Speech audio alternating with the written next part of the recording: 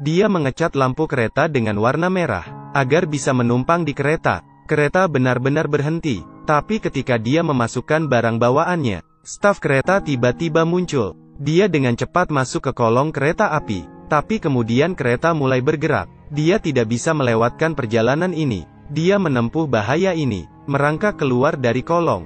Tapi kedua staf sudah mengejarnya. Dia yang cerdik naik ke ban berjalan, menekan sakelar. Dengan begitu, di depan staf kereta api, dia jatuh ke dalam kereta api, memulai petualangannya. Ini pertama kalinya dia keluar. Kereta melewati lembah, padang rumput, melihat pemandangan di sepanjang jalan. Dia sangat bersemangat. Akhirnya kereta api tiba di stasiun, tapi kereta belum benar-benar berhenti. Mereka menemukannya lagi. Di menit terakhir, anak pintar ini bersembunyi di karavan dengan tasnya. Diam-diam mengunci pintu. Dengan cepat, wajah besar staf muncul di luar jendela kereta. Tapi dia hanya melihat 3 manusia kertas. Ingus bocah itu mengalir ke mulutnya. Tapi dia bahkan tidak berani berkedip. Untung saja waktu itu, kereta mulai bergerak, dan dia bisa lolos. Namanya T.S. Pivet. Sejak masih kecil dia mendiskusikan gerakan abadi dengan profesornya. Guru memberikan tugas. Dia menulis makalah akademis. Tapi T.S. malah menuliskan tentang penemuannya. Dia membuat mesin gerak magnet abadi pada usia 10 tahun, menerima penghargaan ilmiah tertinggi. Tapi anak cerdas seperti dia, malah tidak disayang oleh keluarganya. Itu semua karena sebuah kecelakaan. T.S. dan adiknya sedang bermain perampokan di gudang. Tapi ambulans datang dan membawa tubuh adiknya pergi. Sejak saat itu, tidak ada yang pernah mengungkit masalah ini lagi. Berpura-pura seperti tidak terjadi apa-apa. Tapi keengganan orang tua mengatakan itu semua. Dia menyalahkan dirinya dan berkemas. Pergi meninggalkan rumah. Pergi ke Smithsonian menerima penghargaan. Tapi perjalanan ini tidak hanya sepi. Dia bahkan kelaparan. Dia belum makan berhari-hari. Memotong coklat menjadi 2, lalu jepit di jari kaki. Nikmati pijat kaki anjing. Koboi yang merasa kesepian ini, setelah anaknya meninggal, membuatnya berubah.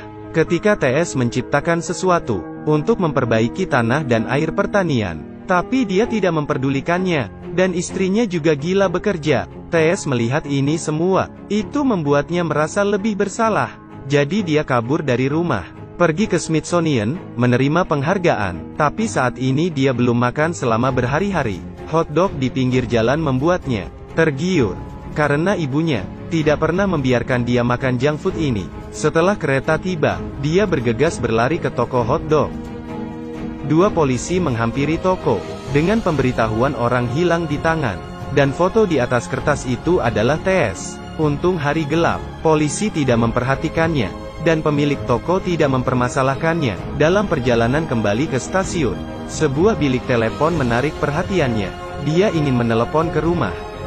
Telepon di rumah berdering. Keluarga mendengar berita dari T.S. Semua bergegas menjawab telepon. Ini membuat T.S. merasa sangat penting untuk pertama kalinya. Namun, semua ini ternyata hanya imajinasinya. Dia kembali ke kereta lagi. Setelah makan hotdog, membolak-balik buku harian ibunya, yang merekam pertumbuhan mereka, merekam kebahagiaan keluarga mereka. Sampai kecelakaan itu terjadi, catatan itu juga kehilangan warnanya. Keesokannya, kereta api akhirnya masuk ke terminal. T.S. menyembunyikan barang bawaannya di dalam kotak, agar barang bawaannya tidak berat, tapi belum berjalan jauh. Seorang polisi menemukannya. T.S. tahu, jika dia tertangkap, mereka pasti akan mengantarnya pulang, agar tidak ditangkap.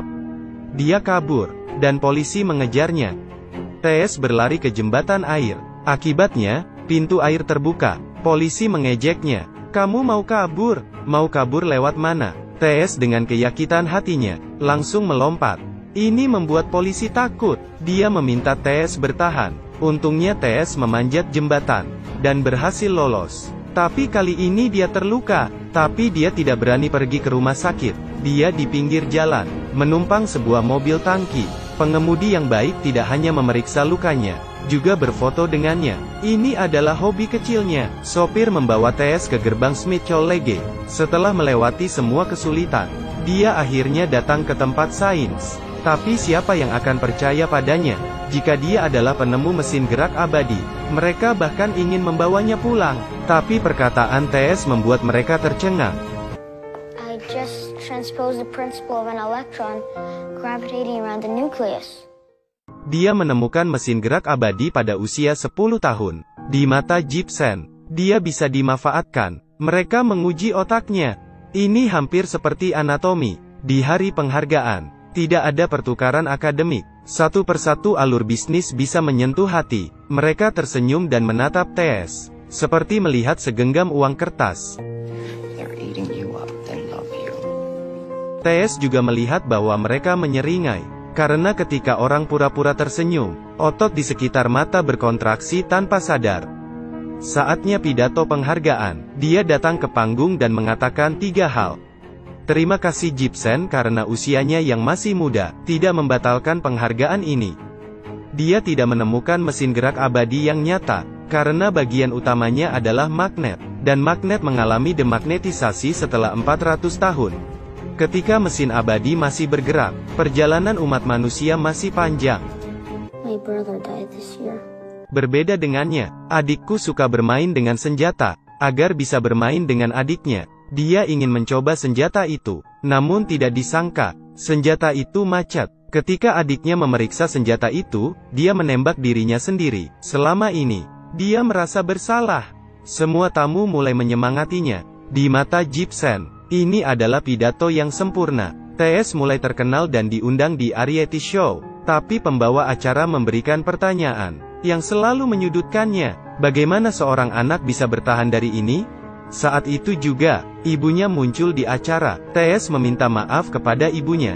Tidak seharusnya kecelakaan itu terjadi. Tidak seharusnya dia kabur. Tapi ibunya tidak menyalahkannya. Sebenarnya di hari penghargaan, ibunya juga ada di sana. Dia memberitahu TS, ini bukan salahnya. Ini hanya sebuah kecelakaan. Merekalah yang bersalah. Tidak seharusnya membiarkan 2 anak bermain senjata. Tidak seharusnya menghindar, menjadikan alasan pekerjaan menjauhi TS. Kemudian mereka saling berpelukan. Ibunya kemudian membawa TS pergi. Pembawa acara mengejar mereka. Saat itu juga, Gibson muncul dan menghentikan mereka. Berkata mereka adalah penipu. Pembawa acara masih terus ingin menyiarkan. Saat itu juga ayah TS muncul. TS naik ke punggung ayahnya, dan memakai topi koboi